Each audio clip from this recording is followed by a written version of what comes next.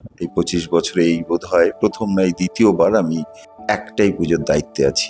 সামাজিক শিল্প, সামাজিক ইকোনমি, ইন্ডাস্ট্রি সবকিছু একটা ফিল্ডের সঙ্গে জুড়ে গেছে। পুজো শব্দটা বলতে হয় তাই আমরা পুজো বলি। এখন পাবলিক আর্ট ফেস্টিভ্যাল হয়ে গেছে। আমরা একটি পথে সবাই ধাবিত হই বলে একটি পথ তৈরি হয়।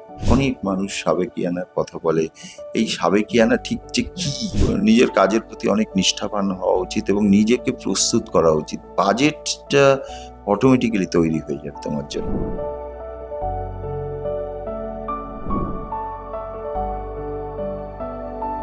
টুডে স্টোরি প্রেজেন্টস শিল্পী চোখে শিল্প, যেখানে আমরা শিল্পীদের সঙ্গে কথা বলি, তাদের জীবন কর্মকাণ্ড নিয়ে আলোচনা করি। আজকে সঙ্গে পেয়ে গিয়েছি শিল্পী ভবত সুতারকে। তার সঙ্গে আজ কথা বলবো দুর্গাপুজো নিয়ে। দাদা, আপনাকে স্বাগত। নমস্কার। নমস্কার। এই যে টালা প্রত্যয়ের দায়িত্বে এবার আপনি 100 বছর হচ্ছে, কতটা দায়িত্ব কাঁধে আর কতটা কাজ সম্পূর্ণ হলো?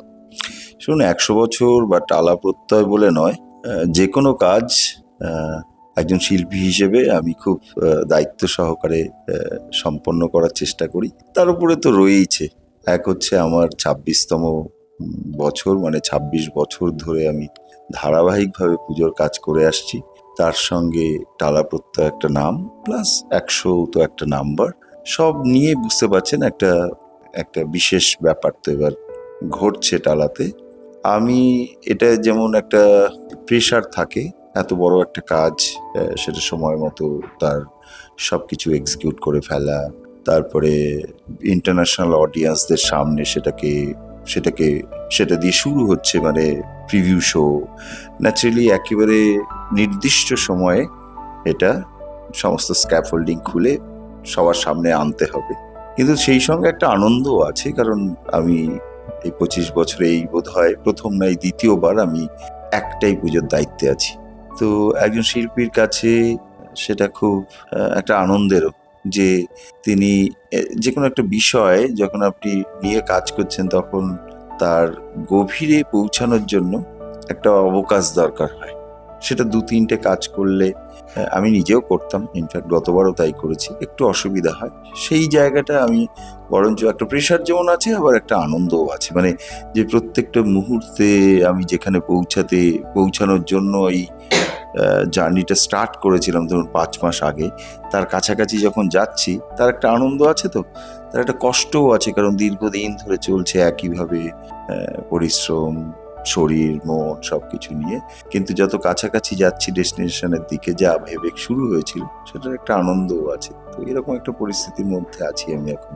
এই যে আর্ট কলেজ থেকে পুজোর কাজে আসা কিভাবে? আর্ট কলেজ থেকে পুজোর কাজে আসা ভীষণ কাকতালীয়। মানে আমি যখন আর্ট কলেজ থেকে পড়েছি, বা যে সময় আমি ছাত্র ছিলাম আর্ট কলেজের, বা আমি যে ধরনের পরিমণ্ডলের মধ্যে বড় হয়েছি, যে ধরনের শিক্ষা আমি পেয়েছি, মানে শিল্প সংক্রান্তই বলছি, বা মানে একেবারে পাঠ্যপুস্তকের বাইরে যে ধরনের শিক্ষার প্রয়োজন হয় সেটা আমি কিছুটা পেয়েছি। বরঞ্চ স্কুল কলেজের পড়াশোনা বা সেগুলো একটু তুলনায় আমি কমই করেছি, বা কম তার আমার জীবনে ঘটেছে। সেইটার মধ্যে না এই একটা অন্যরকম দর্শন, ভাবনা চিন্তা, তখন মনে হতো যে দুর্গাপুজো বা যে কোনো এই ধরনের রিচুয়াল, এগুলো মনে হতো যে কোথাও শিল্পীর জন্য, একজন অন্তত আমি যেভাবে ভাবতাম আমার জন্য নয়। কিন্তু তার সঙ্গে যেটা সেই সময় পর্যন্ত মাথায় ছিল না, যে অডিয়েন্স, দর্শক, মানুষ, সংস্কৃতি যার সঙ্গে জুড়ে আছে, হয়তো সেই সময় পুজোকে ঘিরে যা হতো তার সঙ্গে একজন শিল্পীর যুক্ত থাকার কোনো কারণই তখনও পর্যন্ত বা তার আগে পর্যন্ত ছিল না। কিন্তু 2000 সালে আমি পাশ করে যখন বেরোই, তখন আমার একদম ইচ্ছা ছিল না, কারণ ওটা ঠিক বামপন্থীরা যে কারণে দুর্গাপুজোর সঙ্গে আসেনি। মানে পুজো একটি রিলিজিয়াস ফেস্টিভ্যাল, তার সঙ্গে কেন ঢুকবে একজন শিল্পী? শিল্পী তো একটা সেকুলার জায়গা, শিল্পীর কোনো জাত নেই, ধর্ম নেই। কিন্তু এটা জাত ধর্মের ঊর্ধ্বের একটা জায়গা, সেটা আমি তখন বুঝতে পারিনি। তো প্রথম বছর আমাকে একটু জোর করেই এক বন্ধু করায়, তারপরে আমার মনে হচ্ছে বাহ, এটা তো করা যেতে পারে, কারণ এটার একটা অন্য পার্সপেক্টিভ আছে, যে আমরা যে আর্থসামাজিক পরিকাঠামোর মধ্যে থাকি, বিশেষ করে বাংলা ভারতবর্ষ, সেখানে মানুষ খুব, যে সাধারণ মানুষের সঙ্গে শিল্পের যোগাযোগ খুবই কম, খুবই কম, মানে খুব, মানে একেবারে প্রথম সারির কিছু মানুষজনই শিল্প সংস্কৃতির সাথে অনেক বেশি ক্লোজ, মানে পুরো ব্যবস্থাটাই সেরকম। তো সেখানে দুর্গাপুজোর প্ল্যাটফর্ম হচ্ছে একমাত্র দুটোর ব্রিজ হতে পারে। হ্যাঁ, যে শিল্প এবং মানুষের সঙ্গে একটা যোগসূত্র স্থাপন করার একটা ব্রিজ হতে পারে। সেইটা ভেবে আমি সেই বছর থেকেই ওথ নিই, না দুর্গাপুজো করবো। তারপরে তো 25টা বছর চলে গেল। কিন্তু শিল্পী হিসেবে আমি দুর্গাপুজোতে খুবই পরিচিত, কিন্তু আমি একজন শিল্পী হিসেবেই চর্চা করি। এরকম বিষয় নেই যে আমি দুর্গাপুজো আছে বলেই শুধু দুর্গাপুজোই আমার কাজ, বা সেটাই একজন শিল্পীর কাজ বলেও আমার মনে হয় না। আমি একটা চর্চার মধ্যে থাকি, সেই চর্চার মধ্যে দুর্গাপুজো একটা বড় অংশ, এটুকু বলছি। এই যে পুজোর কাজের বাইরে কি ওয়ার্কশপ এগুলো তো চলতেই থাকে, মানে কিভাবে কাটে বছরটা? হ্যাঁ, দেখুন, শিল্প চর্চার মাধ্যমেই কাটে।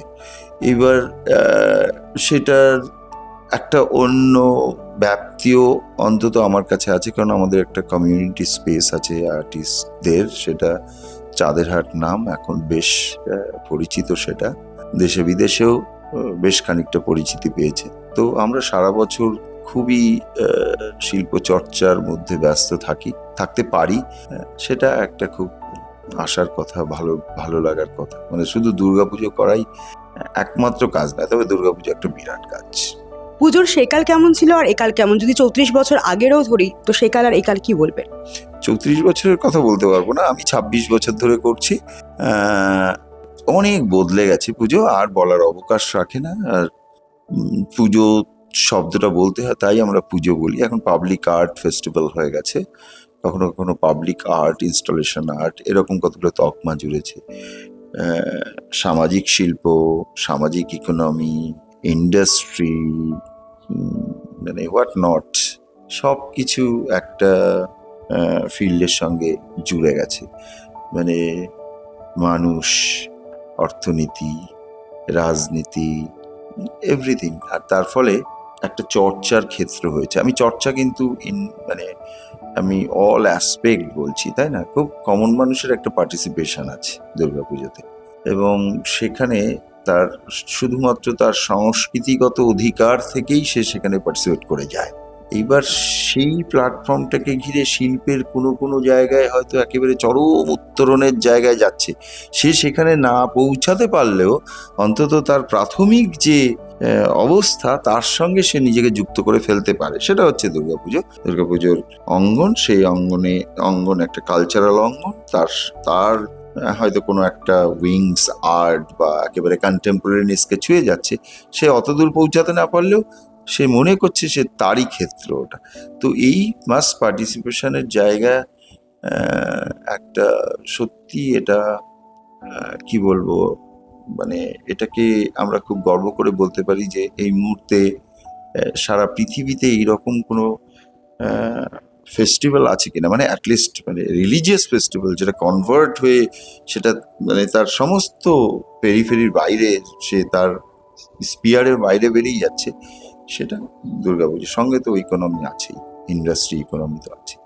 দুর্গাপুজো মানেই এখন থিমের চমক, কে মানে সেরা হবে সেটা। তো এইভাবে কি এই দুর্গাপুজো একটা আর্ট, তার সঙ্গে অনেক মানুষের একটা রুজি রোজগারের ব্যাপারও জড়িয়ে রয়েছে। তো এর মধ্যে কি কোথাও সাবিকে আনা বা সেই পুজো ভাবটা মিসিং? আমি জানি না কাকে পুজো ভাব বলে। দেখুন, অনেক কিছু আমার ছোটবেলা তো আমি মিস করি, আপনার ছোটবেলা আপনি মিস করেন, কত কিছু মানুষের যে সময়টা আপনার চলে যাচ্ছে সেটা তো আপনি এখন মিস করেন। তো এবারে আপনি কোনটাকে সাবেক বলবেন? আপনি কি ফিরে যেতে চান আপনার ছোটবেলায়? আপনি বলছেন আমি আমার ছোটবেলায় ফিরে যেতে চাই, কিন্তু যদি আপনাকে বলা হয় যে আপনি সব কিছু নিয়ে ছোটবেলায় ফিরে যেতে পারবেন, তা তো যাবেন না, তাই না? তো সেই আমি খুব মজা করে বলছিলাম, ছোটবেলায় তো আমার মা 20 পয়সা টিফিনের জন্য দিত। আমাকে তাহলে ফিরে যেতে হলে সবকিছু নিয়ে, তাহলে আমার সেই 20 পয়সার বাজেটে ফিরে যেতে হবে আবার। তো কোনো কিছু ফিরে যায় না আর কোথাও, আর কোনো একটি মানুষও নিয়ে যায় না কোথাও। আমরা সবাই যাই বলেই একটা পথ তৈরি হয়, আমরা একটি পথে সবাই ধাবিত হই বলেই একটি পথ তৈরি হয়। একটা মাঠের মধ্যে দিয়ে দেখবেন অনেক সময় এরকম মানে একটা পথের মতো তৈরি হয়ে গেছে, মানুষ যেতে হয়। তো একজন স্টার্ট করে, তারপর আরেকজন যাচ্ছে, তারপর আরেকজন যাচ্ছে। তো সমবেত একটা জায়গা থাকে। অ্যাকসেপ্টেন্স না থাকলে দুর্গাপুজো তো এখানে আসতো না। ভবতোষ সুতারও দুর্গাপুজো করেনি, দু চারজন লোক মিলে হঠাৎ ঠিক করলো চলো দুর্গাপুজো বদলে দিই, এরকমও হয়নি। মানুষও বলেছে, অডিয়েন্স বলেছে যে তারা দেখতে চেয়েছে বলেই না আমরা দেখিয়েছি, আবার আমরা দেখিয়েছি বলেও তারা দেখতে চেয়েছে। আর কোন সময় কখনো ব্যাকে যায়, বুঝলেন? এখন এইটা সব সময় থাকে, আবার উল্টো দিকের একটা তো থাকে। সবার একটা কিছু কিছু জায়গায় মানুষের অদ্ভুত একটা নুক, একটা কর্নার থেকে যায়, একটা সেন্টিমেন্ট থেকে যায়। ঠিক আছে, সে হয়তো তার মাকে যেভাবে দেখতে চায়, তার স্ত্রীকে সেভাবে নয়, বুঝতে পারছেন, তার মেয়েকে সেভাবে নয়। এই যে মানুষের মধ্যে, এগুলো তো মানুষেরই কতগুলো মানবিক মানসিক অবস্থা। তো এটা নিয়ে বিশেষ কিছু এই সাবেকি টাবেকি আমি ঠিক ভালো বুঝতে পারি। শিল্পের ইতিহাস ধরুন সময় এগিয়ে যাচ্ছে,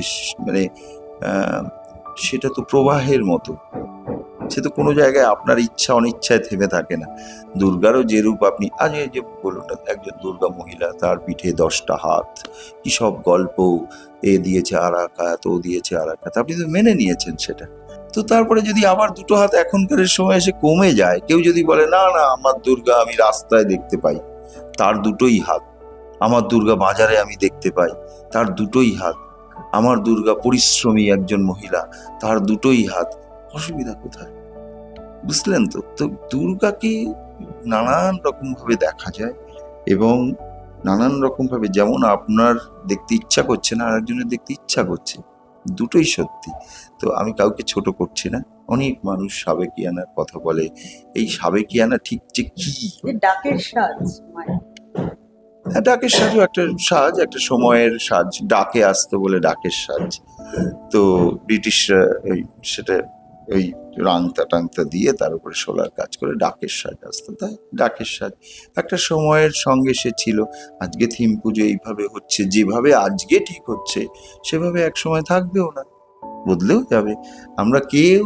আমরা যা করছি এটাই থেকে যাবে, এটা সময়ের সঙ্গে সঙ্গে সবটাই একটা হ্যাঁ বদল তো, সময় থামতে জানে না তো, মানুষ থেমে যায়, হাঁপিয়ে যায়, সময় তো বয়ে চলে ন্যাচারালি। ও তো কোনো জায়গায় তো ডাকের সাজ আছে, তার আগে অন্য সাজ ছিল, তার আগে আর এক সাজ ছিল, আবার নতুন কিছু দেখবো।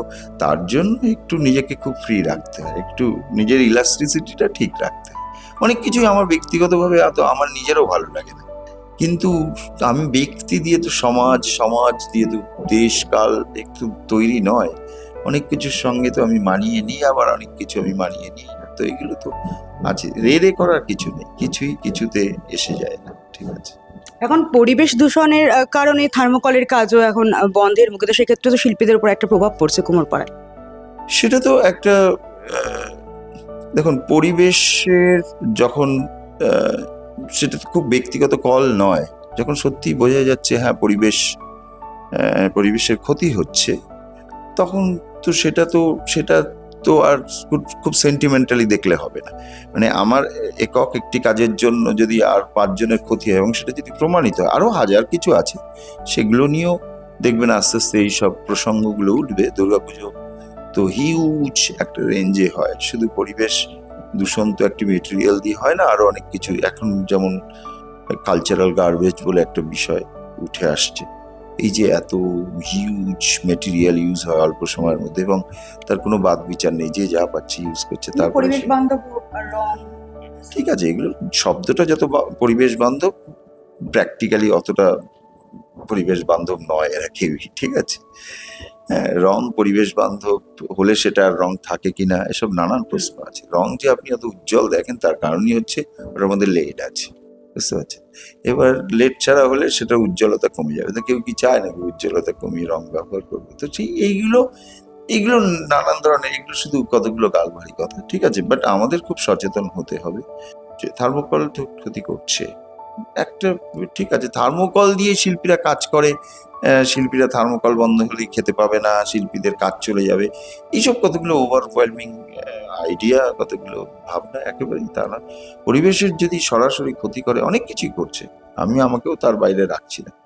পরিবেশ সবসময়, আমি মেটেরিয়ালগত জায়গাও বলছি না, আমি তো এক্ষুনি বললাম এই যে হিপ হপ মেটেরিয়াল ইউজ হচ্ছে, পাহাড় সমান পরে সে ওয়েস্ট তৈরি হচ্ছে, সেসব অঞ্চলে যেখানে পুজো হচ্ছে সেগুলো পড়ে থাকে, তাতে মশামাছি না, অনেক রকম একটা কালচারাল গার্বেজ বলে একটা টার্মই আছে।